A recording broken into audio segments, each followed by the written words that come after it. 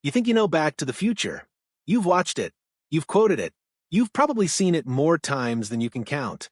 But what if I told you that behind the laughter, behind the time machine, behind the iconic DeLorean, there were secrets that almost changed everything?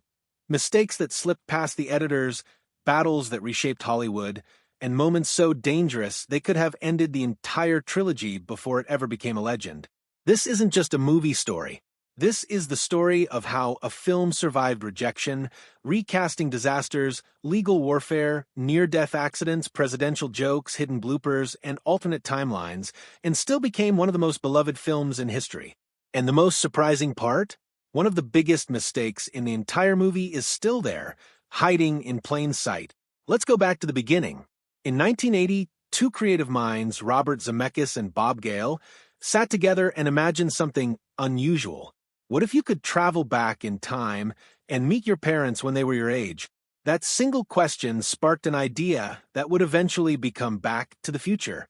But at the time, it didn't feel revolutionary. It felt risky. They wrote the script. They believed in it. They thought studios would immediately see its potential. They were wrong. Over 40 studios rejected the film. The reason wasn't that the story lacked imagination. It was that Hollywood at the time preferred loud, edgy comedies filled with adult humor. Executives felt the script was too clean, too family-friendly, too innocent. It didn't fit the trend.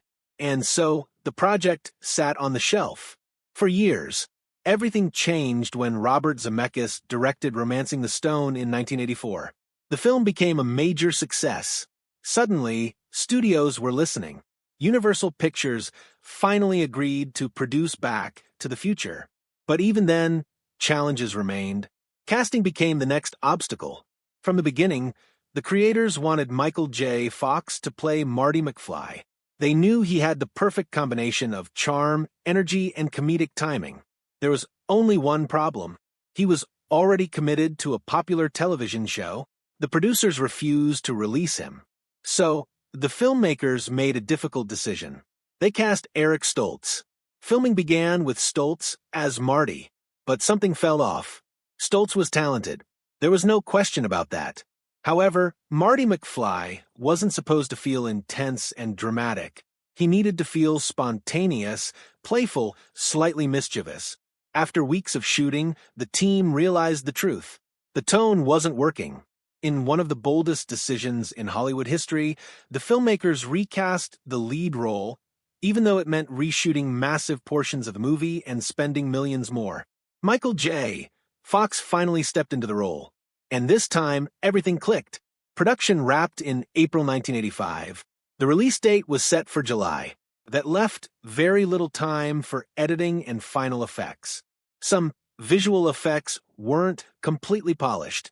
Some details were rushed, but the studio pushed forward anyway. When the film was released, no one cared about imperfections. Audiences loved it instantly. The chemistry, the humor, the adventure. It exploded at the box office, eventually earning over $381 million worldwide, making it the highest-grossing film of 1985. It became more than a movie. It became a phenomenon. The soundtrack climbed the charts. The DeLorean became an icon. Marty McFly became a cultural symbol. And yet, even in a film this successful, something slipped through. Something small, but impossible to ignore once you notice it. Every movie has minor errors, but Back to the Future has a few that fans still talk about decades later. One of the most famous occurs during the videotape scene. In the story, Marty shows a recording of Doc Brown explaining time travel in 1985, but if you look closely at the original filming setup, the camera wasn't positioned to capture that dialogue. Yet, when the tape plays in 1955, the line appears clearly. It's a continuity inconsistency that survived editing. And because the scene is so engaging, most viewers never question it. But once you see it, you can't unsee it. Another example involves the Save the Clock Tower flyer. The flyer changes condition throughout the film. Sometimes crisp and clean, other times worn and wrinkled. In one moment, writing appears on the back before it logically should. Small details like this slipped through tight production schedules. There's also a background extra, who appears to walk the same path repeatedly during a scene, creating a loop-like effect. Ironically, in a movie about time loops, the mistake almost feels intentional. But it wasn't. It was simply a human error. And those imperfections have become part of the film's charm. One of the most iconic moments in the film involves Marty telling Doc that Ronald Reagan is the president in 1985. Doc's reaction is priceless. The actor? At the time the movie is set in 1955, Ronald Reagan was known primarily as a Hollywood performer. The idea of him becoming president sounded absurd. But in real life, Reagan did become president. And when he watched the film at the White House, he reportedly loved the joke so much that he had it replayed.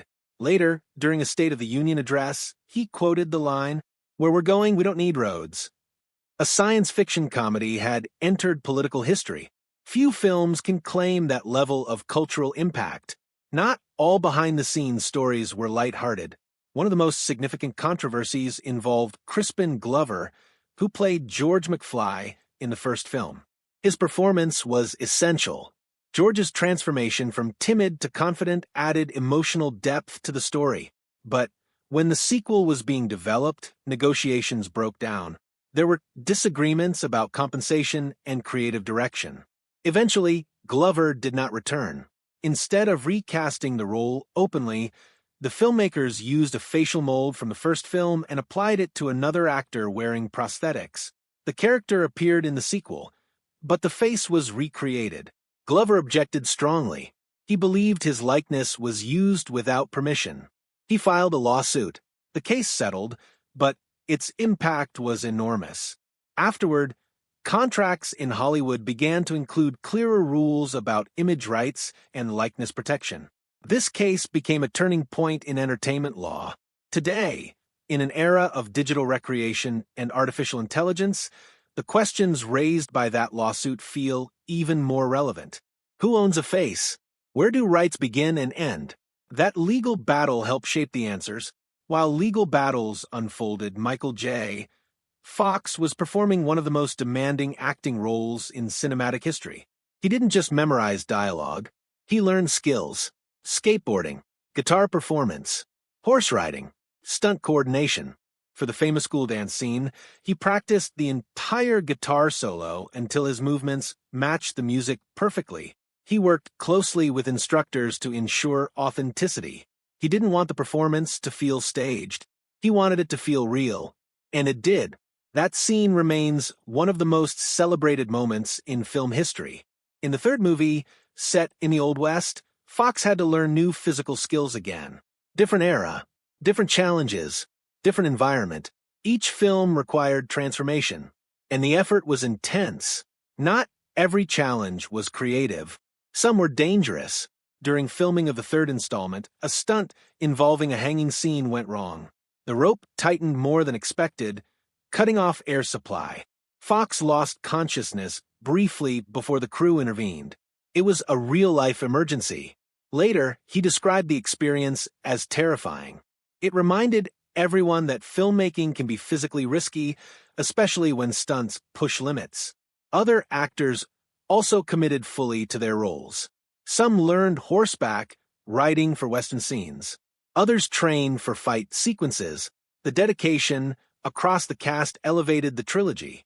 Early drafts of the sequel were very different. One version imagined time travel to the 1960s. Another explored darker tones. Casting alternatives were also considered for major roles. Several well-known actors were discussed for Doc Brown before Christopher Lloyd became the final choice. It's fascinating to imagine how different the trilogy would feel with a different cast, but the final combination created something unique. Chemistry matters, and this cast had it.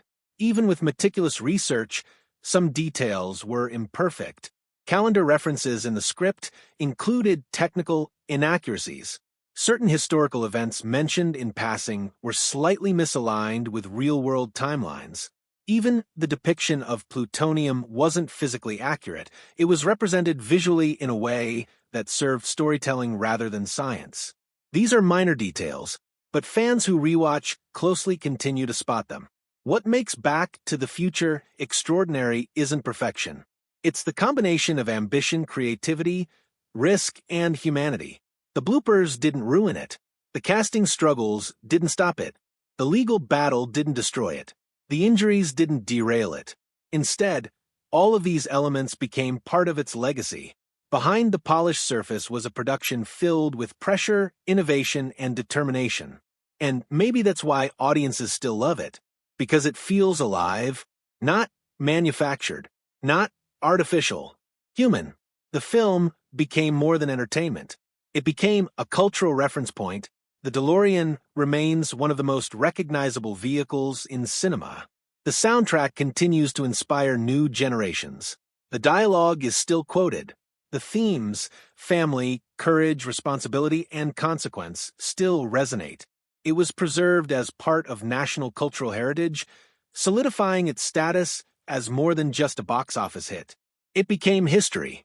And yet, despite all the success, the hidden errors remain. Tiny continuity slips, visual inconsistencies, background anomalies. They survived editing. They survived test screenings.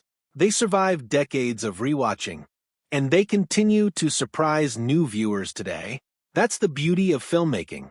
Even in a story about controlling time, time itself reveals imperfections. Back to the Future was born from rejection. It survived recasting chaos. It endured legal controversy. It faced dangerous stunts. It navigated alternate scripts. It overcame tight deadlines. And through it all, it became one of the most influential films ever made. But perhaps its greatest achievement isn't the box office numbers. It isn't the awards. It isn't even the cultural impact. It's that after all these years, people are still discovering details they never noticed before, still debating theories, still rewatching, still finding surprises hidden in time. And somewhere in that famous video scene or that flyer or that background moment, a small mistake is still waiting to be noticed. Because even in a story about time travel, nothing stays perfect forever. And that's exactly why it remains unforgettable.